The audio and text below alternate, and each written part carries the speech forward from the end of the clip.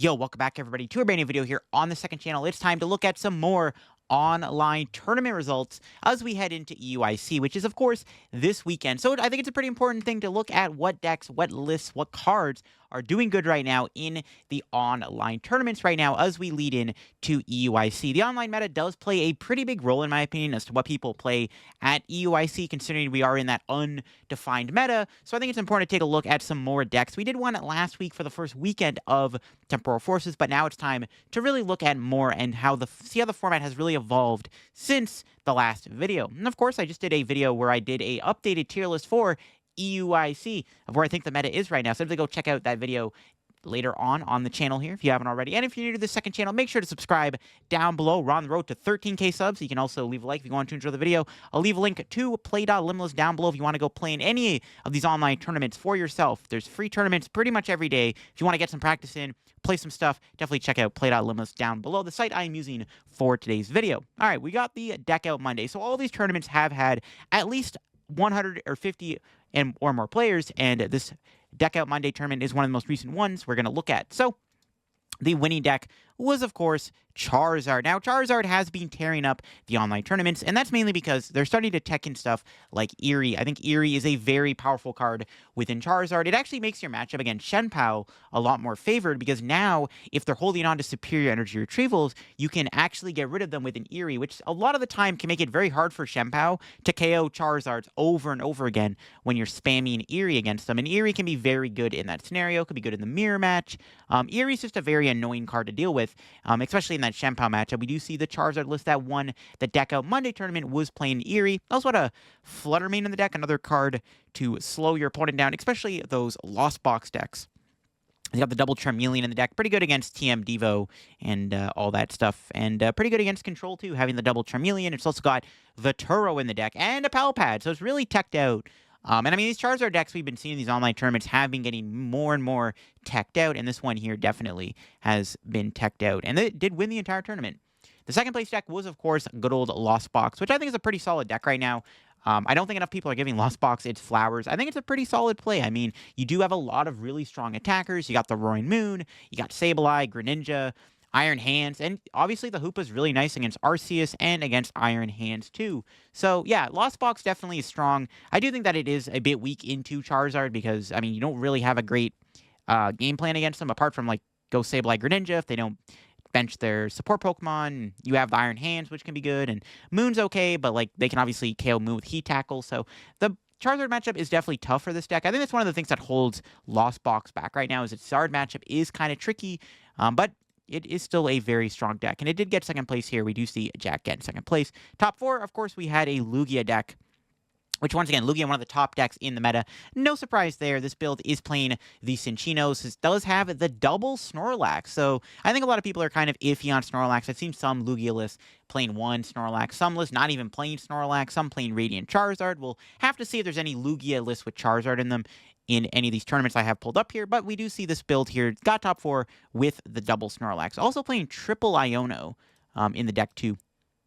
We had a Ooh, interesting. We had ourselves a future Iron Leaves deck here. Now, this is not so much an Iron Hands deck. There is an Iron Hands within the deck, but as a one-of. It also plays Crisis Punch, which I kind of like. You can use Crisis Punch with the Miraidon. So basically what can happen is if you attack with Miraidon, your opponent goes kill Miraidon, and then they're forced to take out two more two-prizers because you just don't mention the Miraidon, and then you can actually use Crisis Punch, which is honestly kind of smart. You do have the Reboot Pod in the deck. Again, it's a bit more of an Iron Leaves focused deck as it is playing 3 copy of Iron Leaves, but Iron Leaves can be a very strong card. There's obviously EXP share, which does allow you to chain Iron Leaves every turn. Honestly, quite a big fan of this list, actually. I actually have played against this deck online one of my past streams, and it's kind of scary. Iron Leaves isn't a bad attacker, and obviously you do have a good Zard matchup. Just you have 3 leaves in the deck. You can just spam him with the leaves. You got the Iron Hands. Yeah, cool stuff. Got top 4, really interesting 60. Yeah, these future box decks, definitely, there is a lot of, potential with them. There's different ways you can play them. Another Lugia in top 8. This one does have a Mew EX in the deck. Another card that I've seen people talk about in Lugia now is being the Mew. And the Mew's kind of cool. The Mew does give you another big attacker that can be used in all kinds of scenarios. Copying Greninja, you can copy, against Giratina. It's just a very versatile card that can come up in like a lot of random scenarios, but can honestly be a game-winning card. And it is nice to have against Iono sometimes. It's a very interesting 60. Also playing an Irida in the deck. Only one Luminion. Still does play that Snorlax in the deck too. So that's an interesting 60. I do like the idea of Mew within Lugia. It's definitely not terrible. We got our first control deck in this video. We got ourselves the Pidgeot control deck. A little bit more of a tame list, not as much going on. We don't see any crazy, shenanigans, but there is still some stuff. We got the Mantine in the deck, Radiant Charizard, got Mawile, got the 3 Snorlax. More of like a Snorlax Pidgeot deck as opposed to like a Pidgeot control deck. There's no Luxray in the deck or anything. No, like I said, no Luxray V, no Luxray Reversal Energy, nothing like that. Just Pidgeot Snorlax control, using the Snorlax, using the Pidgeot. Interesting stuff. There's going to be a lot of control, I'm sure, in this video that we're going to look at. Top 8, we do see an Arctina with the Aerodactyl, that 1/1 Aerodactyl, trying to help out a little bit against Lugia, which is one of Arctina's worst matchup. And the Aerodactyl can also be very good against Arctina Mirrors, because now you have a fighting Pokemon. It can also be good against Iron Hands, which you kind of already beat that deck because you have Maximum Belt Giratina, but the Aerodactyl just makes that matchup like even more free, if it wasn't already free enough. Got the Triple Judge, no Eerie. So some Arctina lists I've been seeing have been playing the Eerie's in the deck. I've been experimenting with Eerie in my Arctina list. It's okay. Sometimes it comes up, sometimes it doesn't. It might help against Chien-Pao, which might be, it's another matchup Arctina kind of struggles against a little bit because the prize trade isn't, great, but it's an interesting 60. And, to my surprise, we got a Goldengo in top 8. I love me some Goldengo. Now, the one thing I don't like about Goldengo right now is, well, Eerie's popularity kind of scares me because Goldengo does happen to have gigantic hands. And a lot of the time, you're going to be holding on to multiple superior energy retrievals, meaning that if you get paired against a deck with, like, Eerie's, you just kind of lose to just constant Eerie spam against you, which can be very frustrating. So, I do like the addition of the Silene in the deck. It is a very interesting list, playing a Dunsparce in the deck, which kind of acts as an extra draw engine in the deck apart from Goldengo. Really cool 60. I'm always happy to see Goldengo do well, and I'm going to experiment with Goldengo soon. I like the idea of Silene in the deck. I think if you're going to play Goldengo, you probably have to play something like a Silene in there, just because, the Eerie's are very much a problem for this deck, and that's maybe one of the things holding Goldengo back right now is just Eerie is such a strong card against Goldengo. And that was that tournament in the top 8. We can move on now to the Pumpka Amy tournament. The winning deck was another crazy deck. We have a Bayonet deck winning the tournament. Now, it's not Bayonet Espathra. Now, Bayonet Espathra, I think we looked at in the past video, that won an online tournament. This one, it's a Bayonet Gardevoir. It's actually very similar to the previous format Bayonet decks we've been seeing over in Europe. And this one is very similar. It's playing the Guardi engine in the deck. It does have the heavy Bayonet. Again, no Espathros, just all in on the Bayonet Guardi engine. It does have a couple Muse Alakazam. It's very similar to the old list that we saw. It's a very cool 60. It's got the Cypher Maniac, which I guess is a nice upgrade to the deck because Cypher Maniac with Curly is a pretty good combo. You do have the Wastelands to kind of trap stuff. You got the Prime Catcher, which is another like pseudo Gust card. It's an interesting deck, and it did win this tournament, which is cool. So Bayonet's definitely like on the rise right now, or at the very least, it's like one of those cards that has potential to be good, and we are seeing Bayonet have some results here. Actually, funny enough, the person that won it is the person who has been like kind of innovating with Bayonet. So I guess it's only natural that did happen, and it did end up beating a Charizard deck here, and interesting enough, a Charizard Bibarel deck of all Charizard decks, which is interesting because Bibzard does have some technology like that TM Evo, which can definitely help a lot against the item lock. But there is an interesting Charizard list here because it does have a lot of techs out. It's very teched out. It's got the Tomb, it's got the Jirachi. It also plays Sandshrew, which I'm sure some of you guys don't know what this does. Trainer cards in your opponent's discard pile cannot be put back in the deck by the effective items of supporters. Essentially, you stop Palpad from getting stuff back. That's kind of the idea behind playing the Sandshrew, is stopping Palpad. Is the Sandshrew really worth it? It's not bad. It's a cool option. There actually was a Sandslash that I think rotated that would have been really good because it allowed you to get items back or get a card back into your hand, which could have been good against control. But that Sandslash did rotate. But yeah, Sandshrew's kind of cool. Very interesting Zard list here with the techs. I mean, yeah, like I said, we're seeing a lot of Zards right now do good with interesting tech cards in them. We got a Chien-Pao here in top 4. Chien-Pao just a very strong, straightforward, consistent deck right now. Yeah, pretty simple 60. It does have the Iono and the Ciphers in the deck. So just playing a little bit heavier of supporters, but I do like the idea of it. And it's got the Pokestops, the Iron Hands. Only 3 Pokestops, but I guess you have to sacrifice something for the Iono. We got another Zard in top 4. This one is a Pidgeysard. This one's a bit more straightforward. It does have the double Eerie, so it does still have some, technology in the deck. No Turo. And it does play Prime Catcher over Maxim Bell. Looking at it, too, there's no switch in the deck, so kind of just takes the L to control, but tries to kind of beat everything else with the Double Eerie. Again, Double Eerie can be very good in Mirror and can be very good against Shempao, which is where that kind of comes up. There was a Guardy here in top 8. So Gardevoir has been starting to gain in popularity recently. And we do see this list here playing some interesting options. Got the 2 Drifloon, got the Screamtail. It does have that Fluttermane in the deck, too. It's even got a Klefki to slow the opponent down. It's got some options with the Klefki Fluttermane split. And yeah, Guardy is definitely a deck to watch out for. I think it's a very underrated deck in our meta. I don't think the deck is like fantastic. It's definitely never going to be as good as it used to be, or at least unless someone like breaks it. But Guardy's definitely not a terrible play. Seeing it get top 8 in this tournament. It's not surprising. This tournament, I think, has over like 250 players or something, so it's pretty impressive to see a Guardy do this well in such a big tournament. And yeah, it's got the stuff in there. I mean, a lot of the basic Pokemon, like the Drifloon, the Screamtail, the Fluttermane, can be very good options. It's not as good as Shining Arcana, but, it's decent. There's another Bayonet Guardian top 8, so there's 2 Bayonets in top 8. A lot of Gardevoir in the top 8, to be honest. I mean, 2 Bayonets and the Guardy deck. Pretty interesting stuff. But yeah, Bayonet, once again, looking pretty good. Is it the same 60 as the other build that won the tournament? I'm not sure. It might be a couple cards off, but 2 Bayonets in top 8 is definitely very, very interesting for sure. And we got another Zard here in top 8. A Pidgeysard deck. It's got some techs. It is playing that Mist Energy, and the big standout one is that Delphox V. Delphox V can be very annoying. If your opponent does not play Manaphy, you can sometimes sneak a Magical Fire to take 2 knockouts out of nowhere by doing 120, 120. It's an interesting inclusion in the deck. It is kind of annoying, though, because it does require a lot of energy to build up. You basically have to Charizard to it, and you have to lose the energy into Lost Zone. So it's very risky, but it can be very annoying, and can sometimes just win you a game. Like, sometimes you can win the game by going Charizard, Delphox. And there is a very interesting Sablezard list here. So Sablezard's been kind of innovating. It's no longer playing the Moon. I've been seeing a lot more Hands and Mew within the Sablezard list, and this build here is, of course, playing the Hands and the Mew. And yeah, I like it. I mean, Hands, obviously, very strong card. Not playing the Roy Moon anymore is definitely very interesting. One thing to note about Sablezard, it did, of course, lose access to Clara, which was one of the best cards this deck did have access to. So no more Clara does obviously hurt the deck, but Sablezard's still kind of just doing its thing. We see this here doing pretty good in this tournament, getting top 8 with the Hands and the Charizard, which might just be the way to play the deck. Next up, we got the Redacted number 2. The winning deck was Shempao. And this build does have a Minior in the deck, so they were not trying to lose to Control, which is one of Shempao's worst matchups is Control, because Control obviously can be very tough to deal with because you're playing a lot of items, and obviously they can trap your Bibberls, and that can be very annoying. So yeah, Shempao struggles against Control, but this build is playing that one of Minior to help a little bit more against Snorlax. It's cute. It doesn't automatically give you the win against Snorlax, but it isn't a terrible option to have against Snorlax. It might make the matchup actually a lot more winnable. And it did win the tournament. Keep in mind, too, it was a close deckless tournament, as it says here, which could have been a big deal, and it actually could have impacted the actual results of the tournament and how the Shempao player did. There's a Goldengo in second place. It's a straight Goldengo Dunsparce, so there's no Palkia in the deck, just all in on the Dunsparce.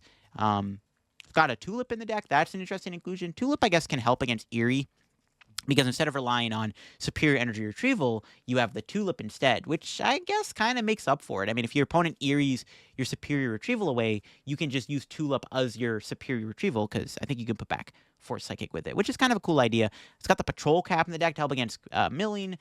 Really cool 60. It did get second place. It looks like it did lose to Shempao. Just kind of how the matchup goes. It can be a 50-50, even with the Metal Pokemon. There was a Zard in top 4. This one not, well, no, I lied. There is an Eerie in the deck. There's also the Delphox V in the deck. So Delphox, Eerie, playing Roxanne 2. Interesting Zard at 60 here, playing 7 Fire alongside of that Delphox. So very interesting stuff. Yeah, it looks like Delphox seeing its way into Zard. Is it actually good? Who knows? We got another future deck here, another Hands deck. This one does have that one of Miraidon EX. So Miraidon, I think, is an interesting attacker in the format. It's kind of underexplored, in my opinion. Does do big damage, does do 220 damage with Cyber Drive, and that can be very good. Obviously, it does a lot of damage, and with all the Iron Crowns, you can stack it with the Future Booster Capsule. Sometimes this Miraidon can hit really big numbers and take big one-shots. Sometimes Iron Hands doesn't quite get there. I know Arm Press does a lot of damage, even with the, the Iron Crown boost, but sometimes you just fall short on key KOs, and that's where the Miraidon can come in handy. So it's not a bad attacker to have in the deck. Definitely kind of an underexplored card. Cool tech card, too, is that Erica's Hospitality. If your opponent has, like, a low HP basic in their hand, you can Erica and then amp it. That's actually pretty dirty. That's pretty funny. That can catch a lot of people off guard, which is kind of cool. They got a Zatu Espathra deck in top 8, so Espathra's actually been getting some attention right now. It's maybe it's time for Espathra to be a decent archetype. This build here, very straightforward. It's got the Espathra, it's got the Zatu engine. No Bayonet in the deck, unlike the last build that we kind of seen before, not playing the Bayonet in the deck. It does play a Minior, which helps a bit against control. Triple Tulip is really nice too. You have a ton of recovery in the deck with Super Rod and Triple Tulip. You got the Baby Espathra in the deck here, which I guess does go hand in hand with the Tulip, obviously. You can use Stance. When you play it from your hand to evolve one of your Pokemon, you can prevent all damage and effective attacks done to your opponent's Pokemon to the Espathra. So you basically force your opponent to gust around the Espathra or have like an Iron Bundle. And then, of course, you have Glittering Eyes, which can do 140 damage if you have a Tulip in your discard pile. This build does, of course, play double Tulip. So, yeah, like I said, might be time for Espathra to shine in this new format. Very cool 60. Getting top 8 is awesome. And, yeah, Espathra doesn't seem bad. I mean, it's got a good future matchup. Zard matchup should be good. And, of course, we got a Snorlax in top 8. Just straightforward Snorlax control. No Pidgeot EX or anything like that. It is playing 4 Crushing Hammer, though, which I guess is like the big innovation in this deck. Crushing Hammer. Try to remove your opponent's resources. That's kind of the big thing about playing Snorlax. It is a bit of a resource-heavy game. Your opponent always is going to be attaching energy to different Pokemon, especially if you're trying to Erica stuff into the active spot. Having the hammers makes it even harder for your opponent to play the game. You can even get Hammer back with Silene if you really have to, which can be pretty darn annoying. So, yeah. Definitely watch out for Snorlax with hammers in the future. Especially in a closed deckless tournament, that could be pretty dirty. Another Zard in top 8 here. Straightforward stuff, Pidgeysard with the Mist Energy. No Eerie, no Delphox V, just keeping it very simple with the 60 here.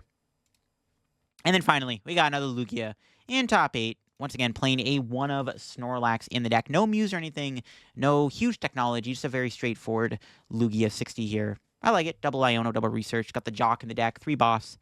Yeah, pretty cool stuff.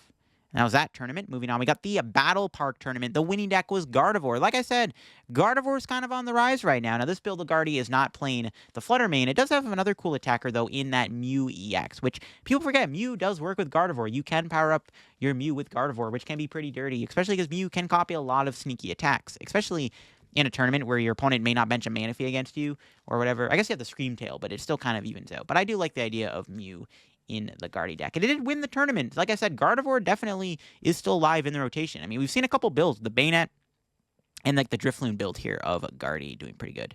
Now, interesting enough, there was the Gouging Fire deck. Now, it looks like it is the Gouging Fire Moltres deck, not like the build we saw win the Thailand tournament with the Iron Valiants and the Shiyus and stuff. A little bit more straightforward, just playing the Pogo Moltres to allow your Gouging Fires to do 10 more damage. You can hit hard. Does have that Delphox V in the deck as another little sneaky attacker.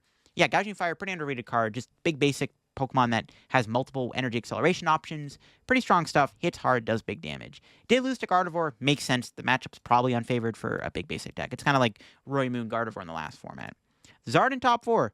Yeah, another Zard at 60 here. Playing the Turo. No Eerie.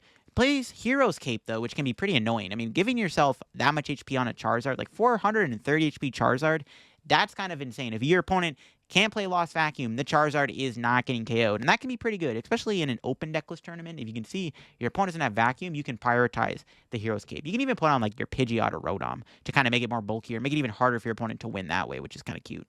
Pretty interesting stuff. Raging Bolt in top 4 makes me pretty happy to see. I think we might see a couple Raging Bolts in today's video, but it was really cool to see a Raging Bolt do good. This one is very straightforward, just playing Sandy Shocks. Slitherwing does have a Raikou V in the deck, which is a cool idea. Raikou V being a lightning type does help you a lot against Pidgeot and Lugia, and, of course, you know, Raikou Raging Bull is like basically the same Pokemon, the Paradox version of Raikou.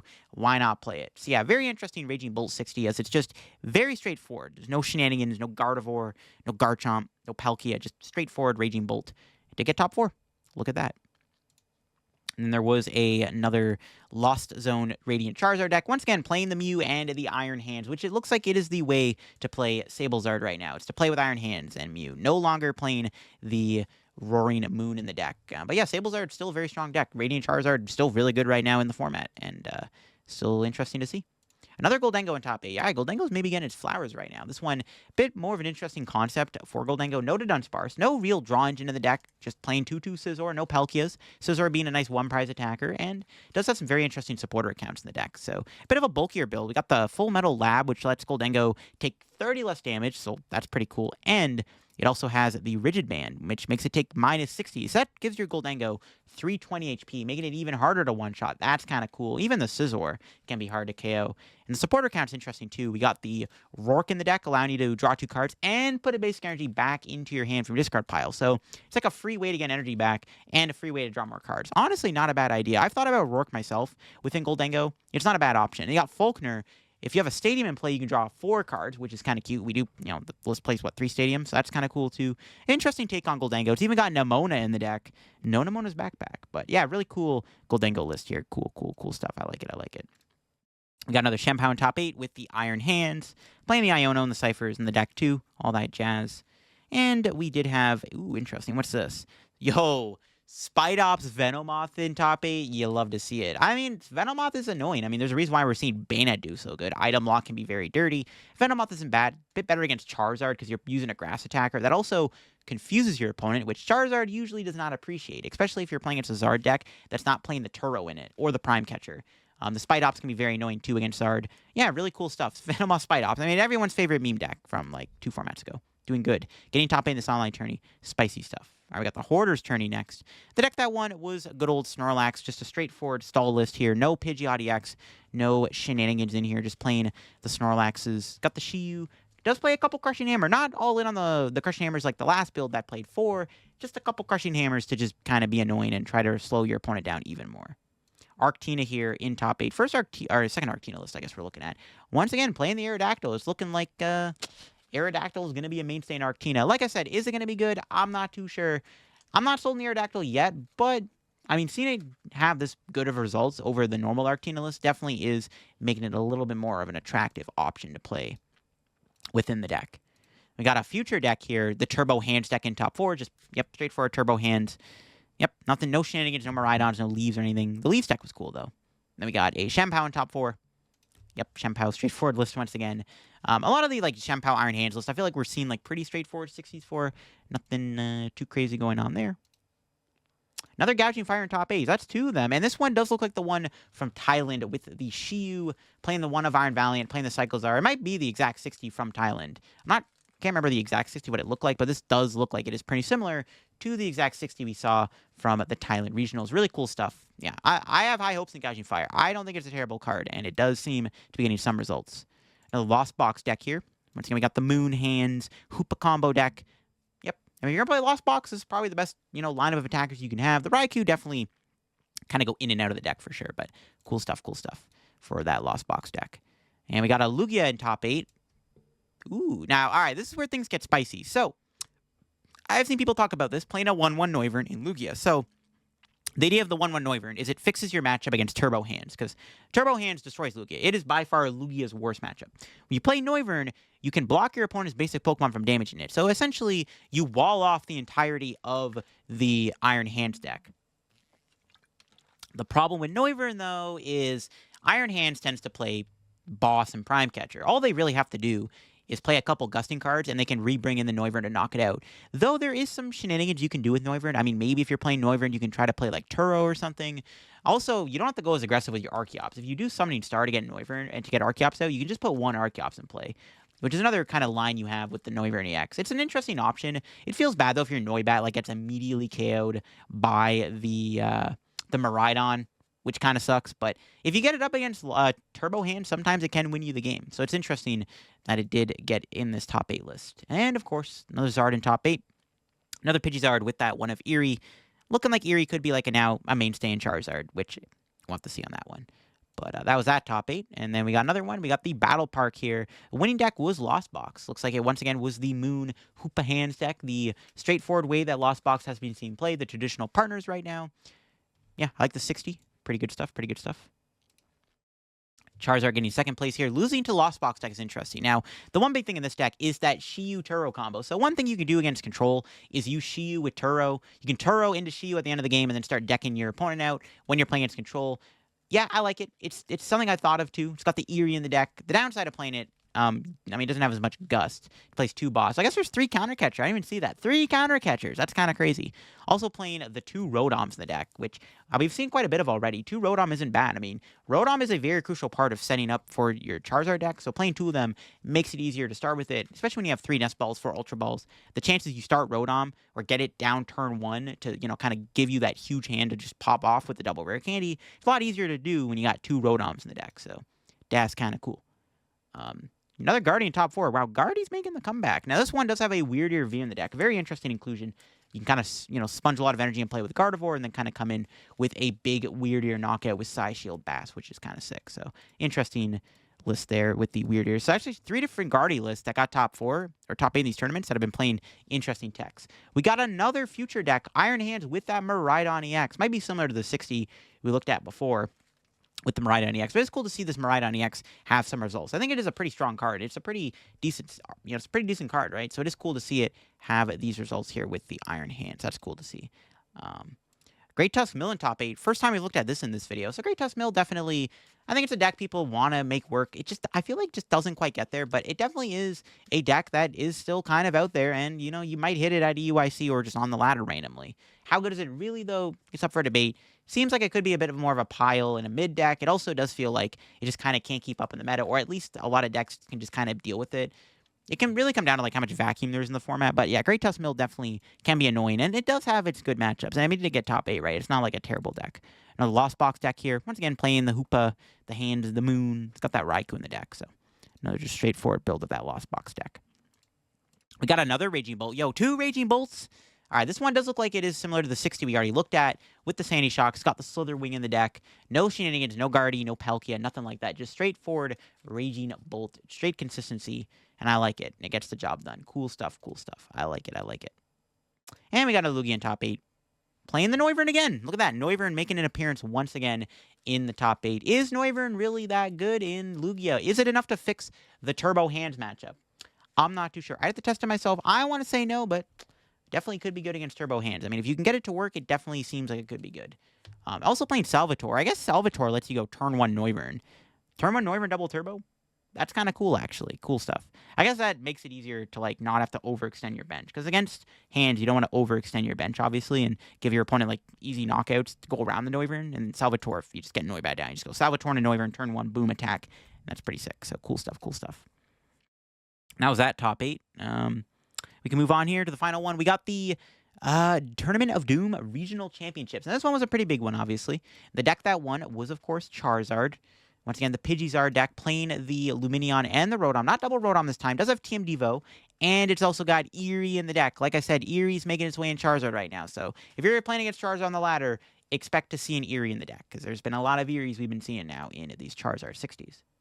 Another Lost Box in top 8, or second place. Just going all in on the Moon in hands. No Rotom, or no Hoopa, sorry, and no Raikou in the deck. Just double Moon. Double Moon's not bad. I mean, Moon's a pretty good attacker. It's one of your better attackers in the Lost Box deck. So it is nice to kind of see 2 of them, I guess, and it can be very strong. Yeah, pretty traditional Lost Box stuff there. A couple Shenpows in top 4. That was kind of crazy to see. I think this tournament had like a bunch of Shenpao do really good. Like I said, 2 in top 4. Got 1 Shenpao here playing the Cypher and the Ionos. Or the Cypher, 2 Cyphers Iono, and another Shenpao. Actually, what? Half the top 8 was Shenpaos. I just realized. Holy smokes. Now, this Shenpao that got top 4 did not play Cypher. In fact, it just kind of played the traditional 4 Irida, 1 Iono. Does have Iron Bundle in the deck, though, as a tech. Yeah, it's crazy. There was half the top 8 was Shenpaos. That's ridiculous. There was more in the top 8. I look at the Arctina list here. Not playing the Aerodactyl. Does have the double Eerie. And double Eerie would help a lot against Shenpao. Because Shenpao can kind of be down to a coin flip. Like, if they go first, they're probably going to KO your Arc turn 2.